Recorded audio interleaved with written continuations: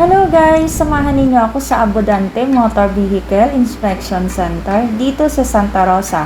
LTO extension na matatagpuan sa 3 hari sa Santa Rosa Bayan. At yun nga, kaya tayo pupunta ay dahil tayo ay naimbitahan ng Abundante LTO extension dahil first anniversary nila. Tama ang narinig ninyo. First anniversary nila. Kaya kung may sasakyan at motor kayo na net ninyo ipa-emission at ipa-rehistro, at kung kayo naman ay taga rito rin lang naman sa Santa Rosa o malapit sa Santa Rosa, ay maaari na dito kayo magpunta. Madali lang naman matagpuan ang lugar nila at hindi pa crowded. Sobrang lawak at mabilis ang serbisyo. All in, pagpasok mo sa loob, hindi ka na magpapabalik-balik pa at ilang oras lang or ilang minuto, tapos na ang iyong transaksyon.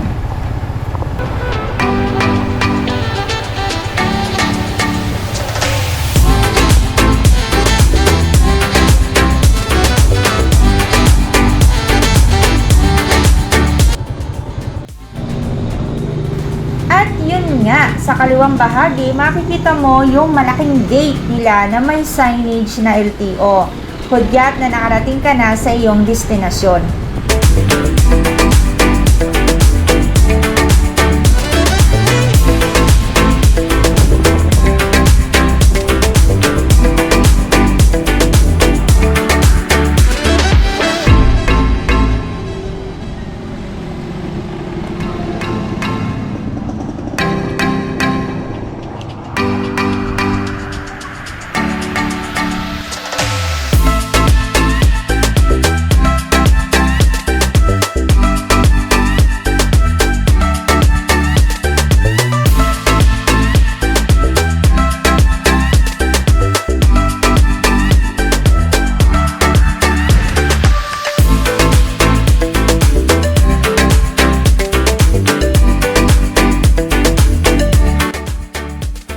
Pagpasok mo naman sa loob, may mga upuan para sa waiting lane at after 1 year na nagsimula silang mag-operate ay ang mga upuan na ito ay maiksi lamang. Ilan lang ang pwedeng makaupo. Pero ngayon, na-extend na yung upuan, marami nang pwedeng maupo dito.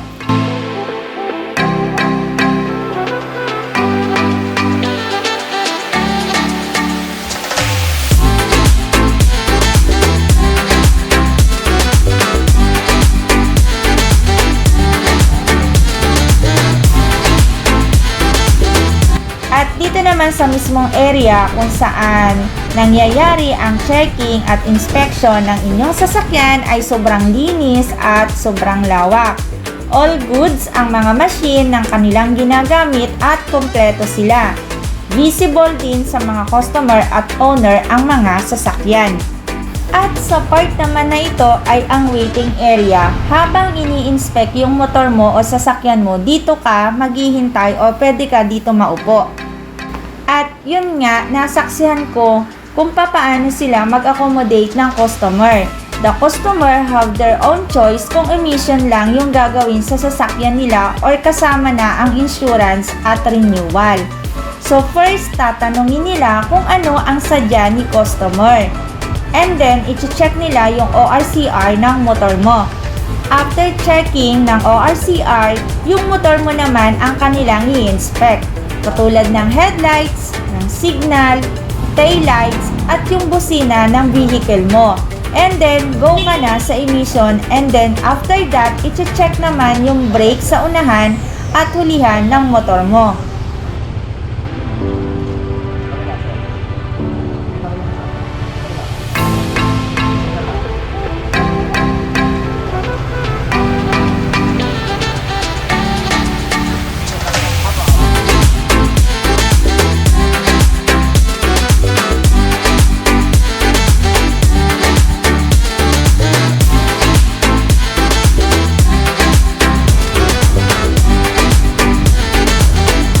Alam nyo guys, kung kayo ay nagmumotor at gumagamit ng mga sasakyan, personal man or pang negosyo o ginagamit ninyo sa service sa inyong trabaho, mahalaga na niche-check natin lagi ang mga ito nagme-maintenance tayo para maging ligtas tayo, pero hindi lang yon.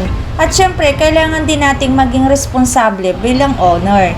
Marapat lamang na iparehistro natin at ipa-inspect sa mga lehitimo na inspection center. Ito ay para maging safe tayo sa araw-araw nating biyahe at walang maging aberya sa kalsada. At hindi lang para sa sarili natin, kundi para na din sa kapwa natin.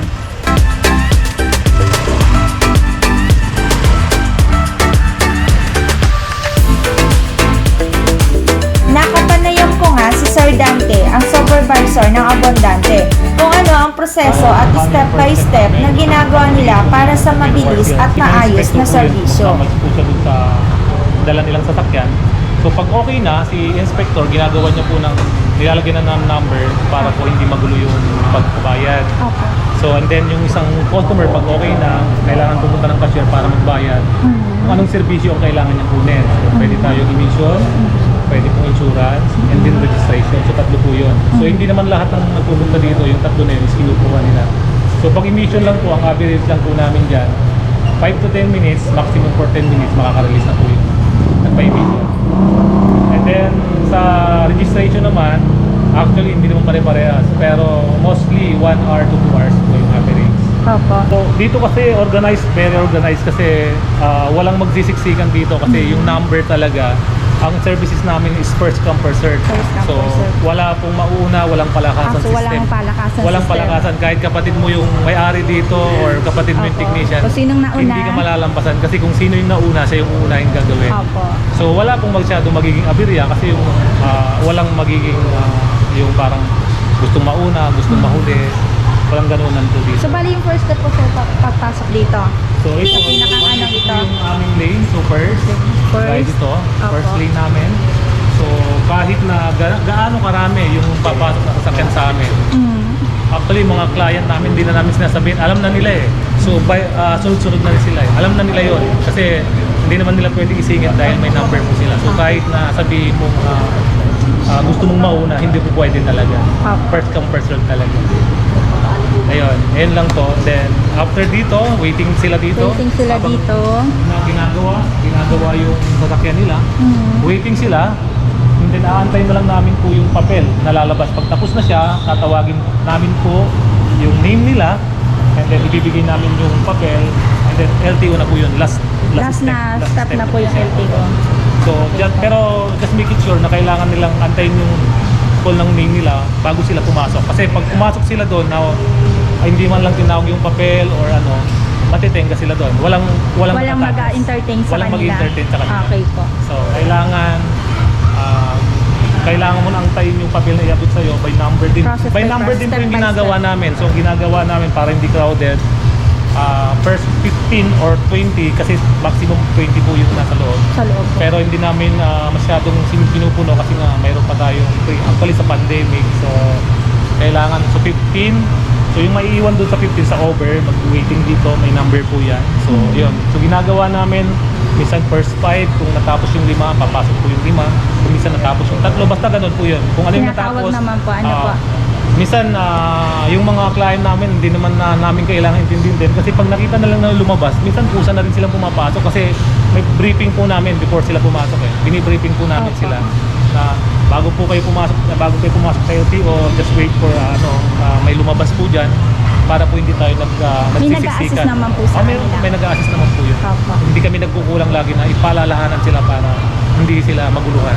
Opo. Lahat ng steps, kagaya natin ngayon, mayroon po kaming lighting ngayon, 8, mayroon po tayong raffle na ginaganap. Nagbibigay din po kami ng ticket, gina-guide namin sila kung ano yung mga dapat nilang gawin. So hindi namin sila binababayaan, kumbaga we'll assess talaga sila, hindi yung kanya-kanya, hindi ganun. Ginagawa namin yung best namin, so yung kakayanan namin talaga para ibigay po yung lahat ng kaya namin para mapabilis yung transaction nila. At dito naman sa part ng cashier sa labas, ito ay ang step 2. Ipinaliwanag sa akin ni Sir Dante ang proseso sa pagbabayad. So pagpasok mo dito, parang minsan dahil hindi mo na kailangan tanungin si cashier kasi pagtingin mo lang dito sa labas, nandito na yung babayaran, ano yung kailangan, ano ba yung magkano lahat. Nandito na rin po lahat, nakakumpit na siya. So pag tumingin ka na lang, let's say yung motorcycle natin, nandito siya. So pagtingin mo, ito na yung babayaran mo, hindi mo na kailangan itanungin. Pero yung policy namin kasi, nagbibigay kami ng 20% sa insurance kapag PWD, senior citizen. So nagbibigay po kami ng 20% sa kanila. And then may priority lane din po sila para sa kanilang lane dun sa loob. Basta mga senior and pregnant, basta kailangan bigyan sila ng attention. Ito po yung mga prices namin. So from the motorcycle for private motorcycle. And then ito naman din po yung sa LD, sa light vehicles. So nandiyan na rin po yung mga price. Nandito na rin. Yes po. Ito na yung pinakikita ng customer, sir, kapag Yes po. Yes po. Ito na po. Ito na po yun. So, alam na nila kung ang dala nila Yes, yung alam mo na, motorcycle, nandiyan na light siya, light vehicle, vehicle, tricycle, or higher. Yes po. Standard Okay naman po. yung price niya. Ayun, sa mismong office ng cashier. Ayan. Ito yung first process na ito yung ginagawa. first process. Ang first Ayan. process po namin is pupunta po muna sila sa lane 1 para ma-check ng inspector yung sasakyan. Then magbabayad po sila dito for emission and insurance Okay po. po, ma'am. Ito, yan mo yung coder. Dito naman po, kay sir. Hello po. Hello Sa akin po muna, after po dun sa lane 1, pupunta po dito sa cashier po and after po magbayad, ilalagay mo dito yung papel. At i-encode ko na po. After po nun, kung may gagawin po na insurance, ililipat po dito sa pwesto Kay po. ma'am. Apo, kay ma'am. So, Pagkagaling po sa kanya and authenticate ko po, then papasa po sa encoder namin ng insurance. So pagkatapos po nung kay ma'am, Ilalabas po namin yung Ilalabas na. papers, bibigay po sa client. Apo. Tapos for doon na registration po na po sa sila. for Yes po. registration na. Okay. At yun na nga, dinala naman tayo ni Sir Dante sa last step, ang step Actually, dito 3. naman po yung ano Katabi namin, lang ito ng waiting window kung area, saan ka magbabayad ng registration, emission ito yung last at step insurance natin mo. ginagawa. So papasok lang tayo sa bago loob. pumasok dito, mag-aantay lang ng tawag ng aming staff. Pag tinawag po yung pangalan nila, lalapit po sila doon for payment. At yun na nga, at syempre, nagtanong na nga ako sa mga customer na nakapila sa loob. At tinanong ko sila kung ano ba ang experience nila sa serbisyo ng Abundante. po yung Abundante. Apo. First time po. Kamusta naman po yung first step, yung kung ano po? Ayos naman. Ayos naman po. Okay po. Sige po. Thank you po. Lahat. Ano po? Sige po. Ano po pangalan nila? Joey na. Okay. Pang-ilan na po ninyo times mula po nung nag-start po yung Second Abundante? time. Second time. Okay po. Sa po nung una po, dito rin po Last kayo. year. Opo, last year po. Both ano po, emission and LTO register. Kamusta naman po yung ano po? Okay naman. Okay na po. Mabilis po. Ano po? Kumpara po dun sa... Kasi nandito na lahat. Oh, nandito na. Thank you po. Bilang paggunita nga ng kanilang first anniversary ay nagparapol sila ng mga prizes bilang pasasalamat sa kanilang mga customer at tumangkilik sa serbisyong hatid ng Abundante at LTO Extension Santa Rosa. Katulad ng Smart TV, helmet, rice cooker, SM gift pass, cash prizes at saka mga mugs. Siyempre, nabigyan din tayo nito.